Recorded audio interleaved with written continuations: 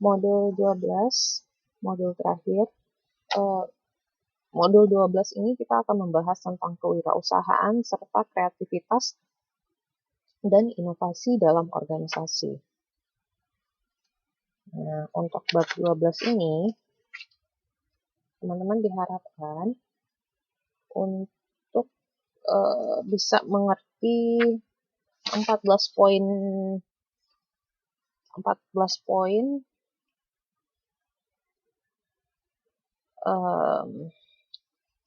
seperti yang akan saya sebutkan. Yang pertama, teman-teman setelah belajar modul 12 ini dapat paham mengenai pengertian kewirausahaan. Kemudian, arti penting kewirausahaan. Poin ketiga, variabel lingkungan yang mempengaruhi kewirausahaan.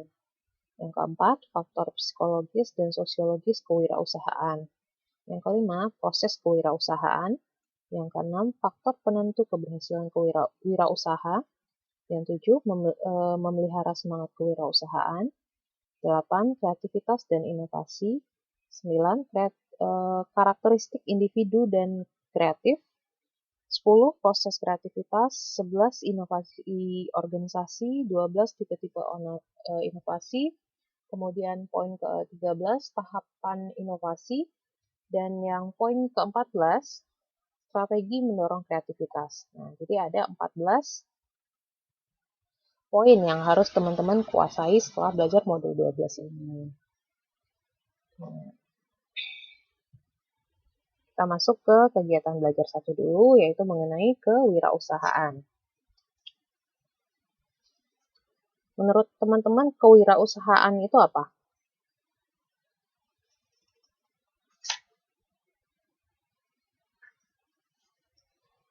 Kewirausahaan itu apa?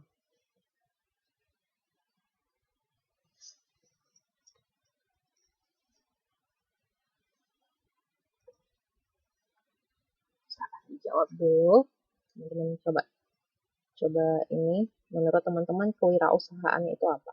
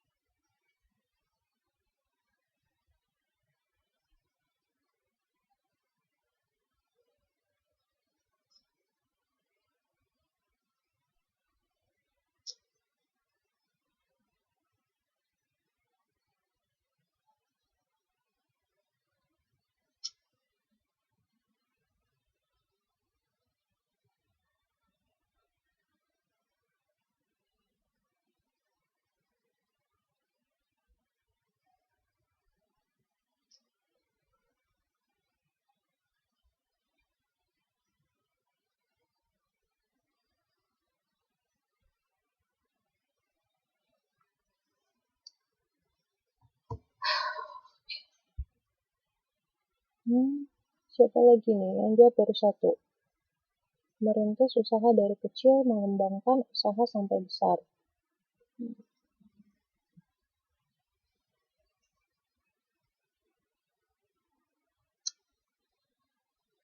Ada lagi yang mau jawab?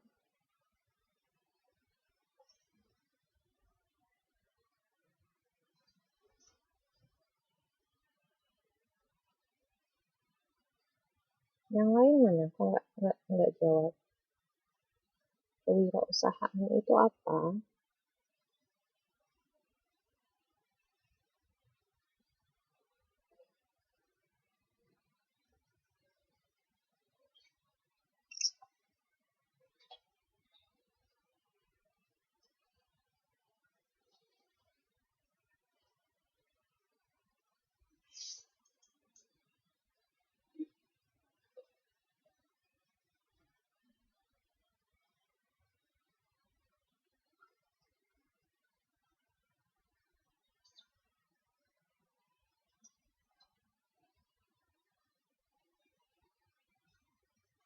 Untuk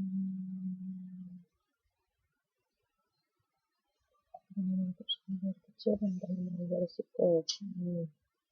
Ada lagi?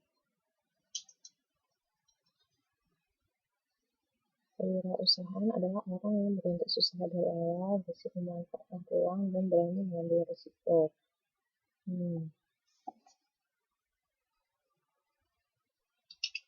Proses mencari kesempatan bisnis dan berani mengambil risiko.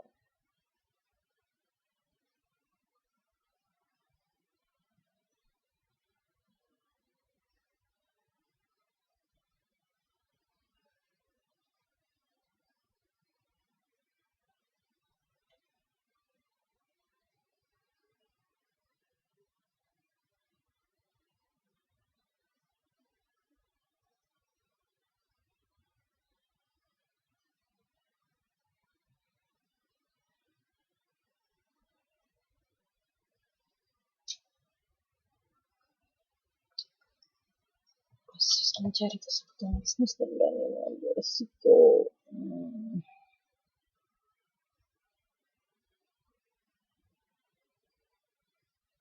Merintis usaha dari kecil, mengembangkan usaha, sampai besar besar negara sekarang muncul berani mengambil risiko.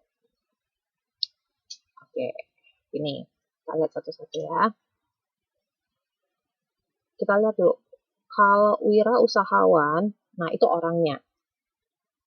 Wirausahawan itu adalah orang yang melakukan wirausaha. Nah, kalau menurut ini ada pengertian kewirausahaan menurut Peter F. Drucker, kewirausahaan itu adalah kemampuan untuk menciptakan sesuatu yang baru dan berbeda. Kemudian ada juga pengertian kewirausahaan menurut Stephen Robbins. Kewirausahaan itu adalah proses mengejar berbagai peluang untuk memenuhi kebutuhan dan keinginan melalui inovasi. Nah, lagi ya. Nah, itu beberapa pengertian kewirausahaan.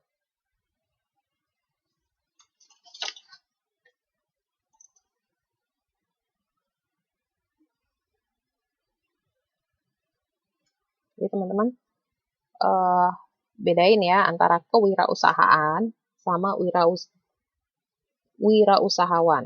Wirausahawannya itu orangnya, orang yang melakukan wirausaha. Nah, kalau kewirausahaan itu kemampuan untuk menciptakan sesuatu yang baru dan berbeda atau proses mengejar berbagai peluang untuk memenuhi kebutuhan dan keinginan melalui inovasi.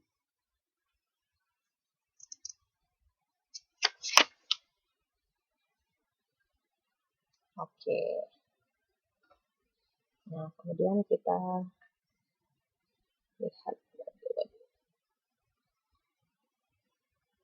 Kita masuk ke arti penting kewirausahaan.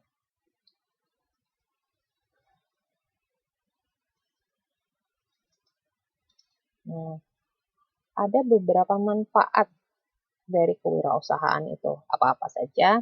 Yang pertama, dengan kewirausahaan itu dapat meningkatkan produktivitas. Nah, jadi karena dia mungkin si wirausahawannya ini melakukan metode baru, nah si wirausahaan ini dapat meningkatkan produktivitasnya. Kemudian yang kedua, dapat meningkatkan pertumbuhan ekonomi dan menciptakan pekerjaan. Karena dia yang membuat usaha itu, dia yang apa ya istilahnya, membuka peluang untuk membuka peluang kerjaan buat pencari kerja. Nah, jadi dengan dia sudah membuka peluang itu, jadi itu dapat meningkatkan pertumbuhan ekonomi dan menciptakan pekerjaan. Seperti itu. Kemudian yang ketiga, itu dapat mendorong inovasi.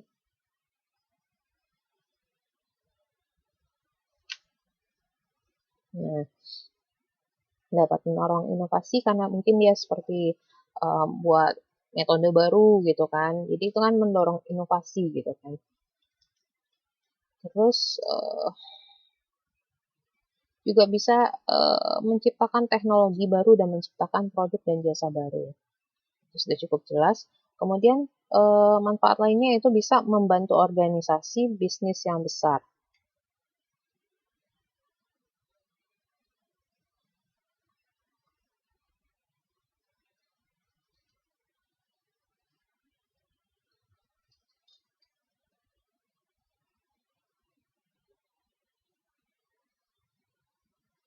Membantu organisasi bisnis besar. Ya.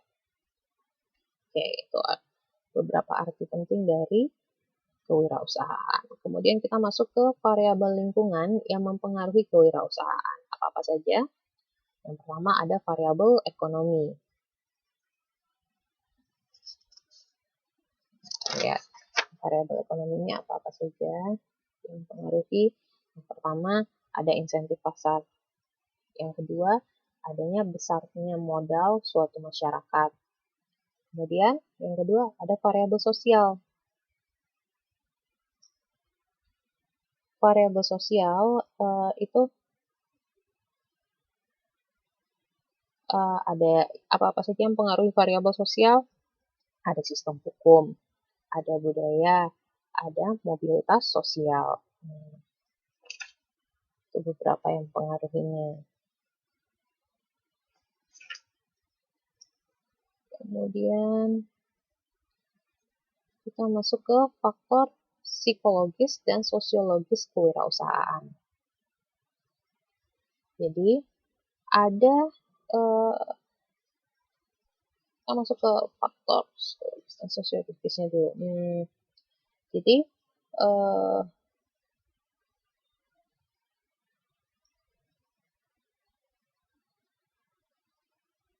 karakteristik wirausahawan barangkali sangat sesuai dengan apa yang digambarkan oleh David McClellan ketika berbicara mengenai teori motivasi. Masih ingat kan teori motivasi? Di beberapa bab sebelumnya kita sudah bahas mengenai teori motivasi. Nah, menurut McClellan ini, manusia itu mempunyai 3 jenis motivasi. Yang pertama, ada motivasi berprestasi. Kemudian, ada motivasi untuk berafiliasi. Yang ketiga, ada motivasi untuk memperoleh kekuasaan.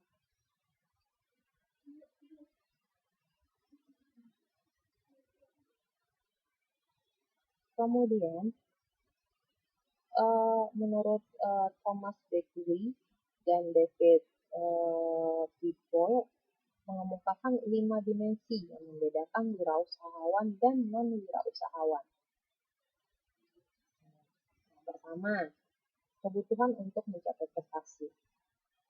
Jadi wirausahawan itu dia mempunyai kebutuhan jenis ini untuk lebih besar dibanding dengan wirausahawan. Ya, contohnya saja seperti pegawai atau karyawan ya.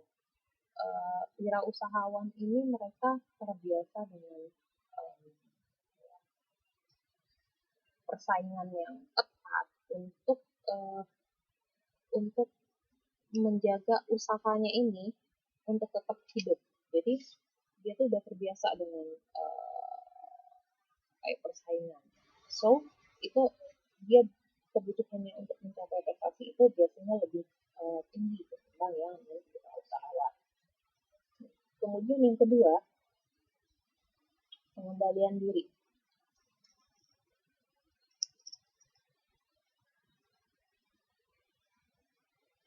Jadi wirausahawan itu kalau dia tidak bisa mengendalikan dirinya, terus siapa lagi yang mengendalikan dirinya? Karena dia yang menjadi bos, dia juga yang bikin peraturan, dan dia semuanya bisa juga dia juga yang menjadi pegawainya juga kan. Jadi dia harus bisa mengendalikan dirinya supaya usahanya ini sukses. Kemudian pengambilan risiko. Biasanya wirausahawan itu mengambil risiko yang moderat, tidak terlalu tinggi dan juga tidak terlalu rendah.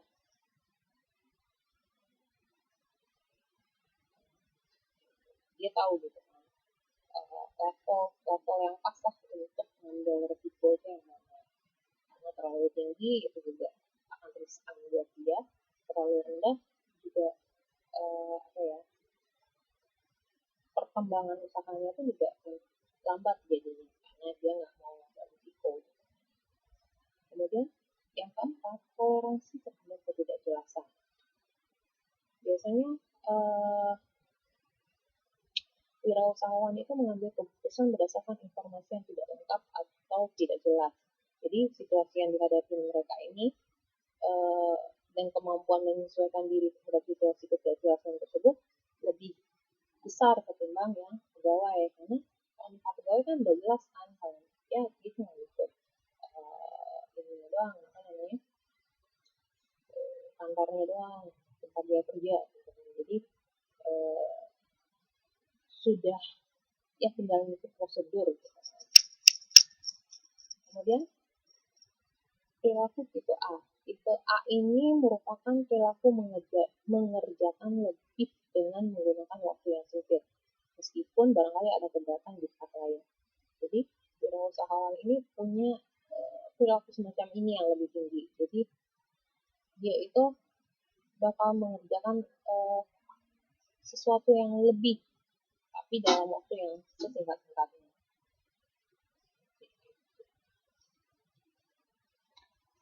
Coba teman-teman lihat di halaman 12.1, gambar 12.1 halaman 12.10.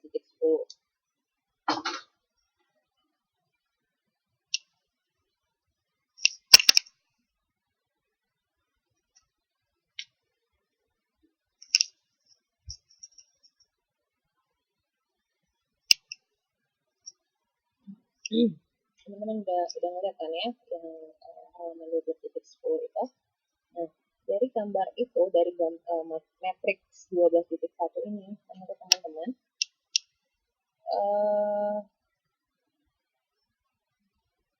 kondisi yang ideal itu yang mana? Kondisi yang paling baik itu yang mana? Yang paling bagus?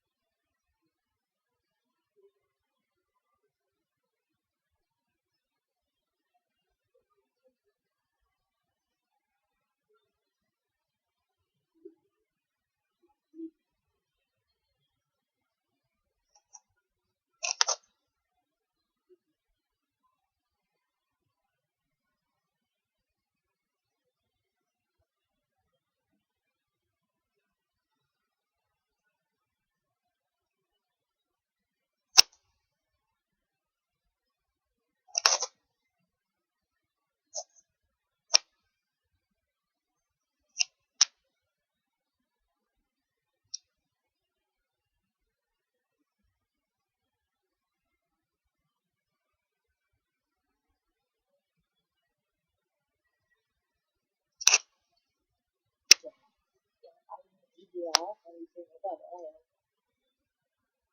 atas itu wirausahawan yang punya kemauan untuk menjadi manusia, yang punya kemauan untuk menjadi wirausahawan, dan yang punya juga kemampuan wirausahawan yang tinggi.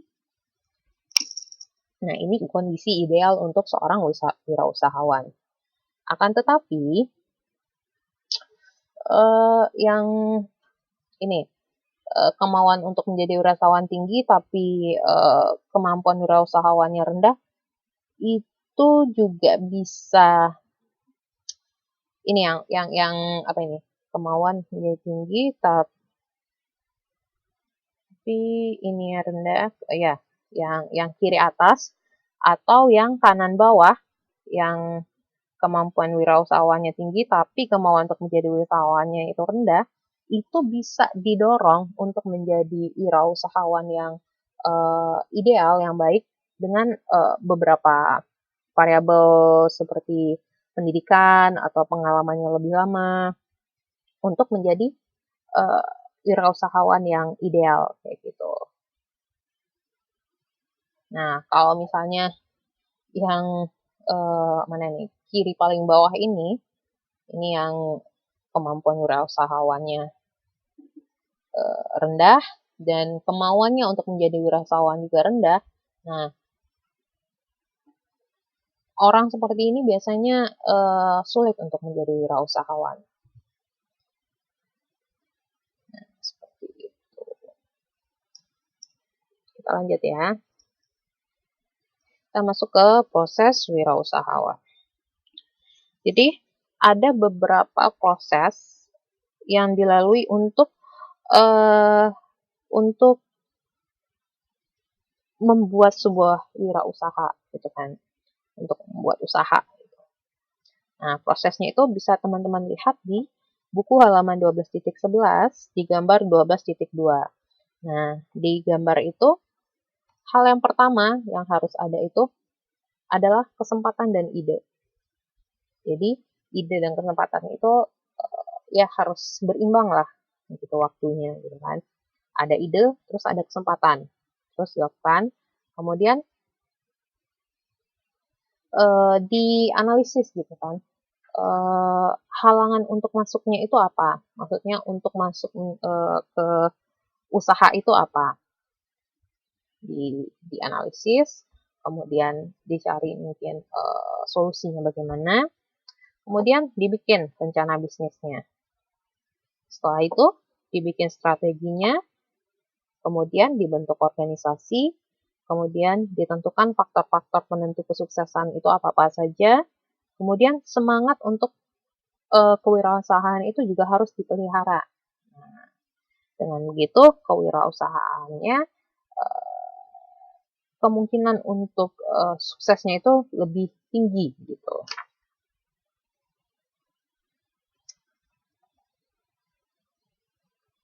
Nah, kita lihat satu-satu gitu kan. Kesempatan dan ide. Nah, jadi kesempatan ide ini, kewirausahaan itu dimulai dari adanya kesempatan bisnis dengan jeli, dapat dilihat dari yang dapat dilihat oleh si wira swasta. Nah, atau wirausahawannya. Kemudian ide itu juga bisa timbul dari mana saja. Kemudian kejelian wirausahawan itu untuk mengaplikasikan idenya pada kesempatan yang tepat agar usahanya sukses. Jadi idenya itu tuh diaplikasikannya itu ya pada sebaiknya ya pada kesempatan yang tepat gitu kan, agar usahanya itu sukses. Jadi jangan ditunda-tunda, kalau misalnya ada kesempatan ya langsung diaplikasikan idenya. Seperti itu. Kemudian rencana bisnis gitu kan. Rencana bisnis formal itu apa? Itu merupakan dokumen yang disiapkan untuk mendirikan bisnis. Jadi ya harus disiapkan gitu kan, apa-apa saja dokumen yang dibutuhkan untuk mendirikan bisnis itu gitu kan. Misalnya dia mau bikin CV gitu kan. CV itu CV. CV itu apa-apa saja gitu kan. Yang harus atau mau bikin PT gitu kan. PT itu apa-apa saja persyaratannya. Secara hukum seperti itu. Kemudian dianalisis kan halangan untuk masuknya apa-apa saja. Bisa ide usaha yang tidak praktis, bisa pengetahuan pasar yang kurang, bisa karena tidak menemukan tenaga kerja yang terampil, bisa juga karena tidak punya modal yang cukup, bisa karena peraturan pemerintah. Nah, ini beberapa halangan untuk masuk ke bisnisnya itu. Kemudian dibuat gitu kan, setelah tahu gitu strategi halangannya, mungkin dicari solusinya, kemudian dicari strategi memasuki pasarnya itu seperti apa. Pertama itu dengan membangun perusahaan. Kemudian bisa juga dengan membeli perusahaan yang sudah ada. Kemudian juga bisa melakukan franchising atau waralaba. Nah, ini beberapa hal yang bisa dilakukan untuk memasuki pasar. Bentuk organisasi. Nah, usaha perorangan, bentuk organisasi itu ada beberapa macam. Bisa usaha perorangan, bisa firma, bisa perseroan.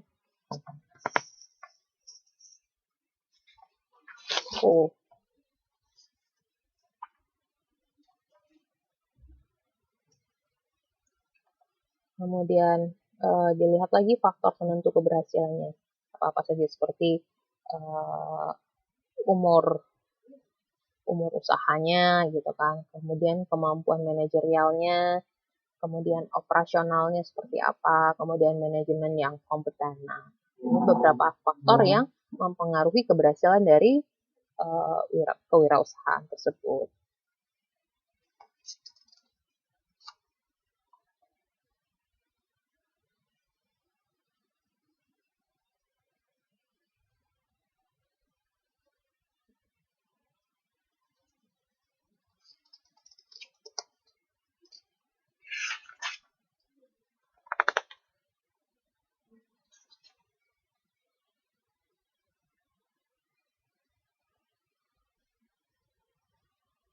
Nah, apa-apa saja yang harus dilakukan untuk memelihara semangat kewirausahaan?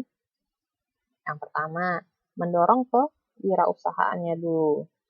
Kemudian, setelah ada setelah melakukan ini kan, kemudian dilakukan entrepreneurship yang dikembangkan. Kemudian dikembangkan entrepreneurship-nya ini. Kemudian setelah itu apalagi harus expert gitu di bidang manajemen produknya atau jasa, tergantung dari bisnis yang dikembangkannya.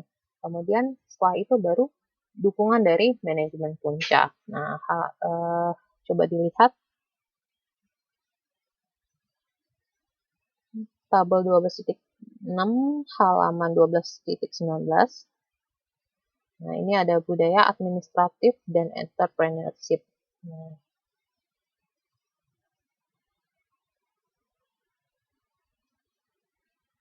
ini ada beberapa jenis fokus dari kewirausahaannya itu.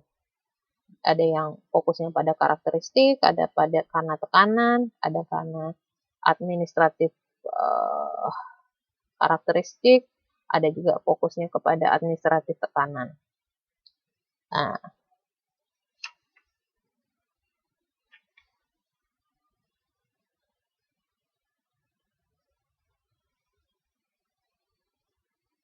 Nah, itu teman-teman coba dilihat ya di buku halaman 12.19. Kita lihat satu aja.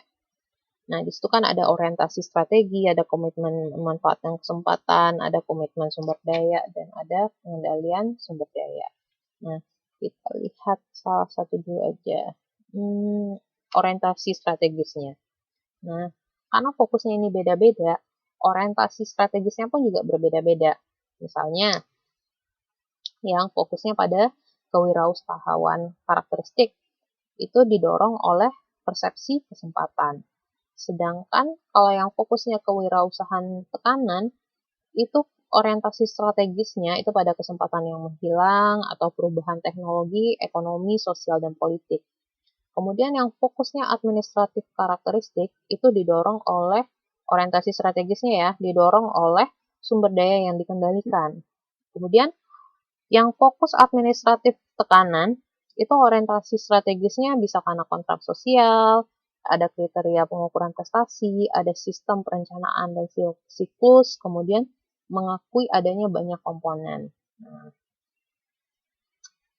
itu teman-teman bisa lihat lagi bagaimana yang komitmennya memanfaatkan kesempatannya bagaimana, komitmen sumber dayanya bagaimana, dan pengendalian sumber dayanya bagaimana. Karena masing-masing fokus dia punya fokus yang berbeda-beda. Akan dilihat. Kemudian kita masuk ke kegiatan belajar 2, yaitu mengenai kreativitas dan inovasi dalam organisasi. Nah, kreativitas itu bisa didefinisikan sebagai kemampuan seseorang untuk menghasilkan ide-ide baru dan atau menggabungkan ide-ide yang sudah ada menjadi sesuatu yang unik.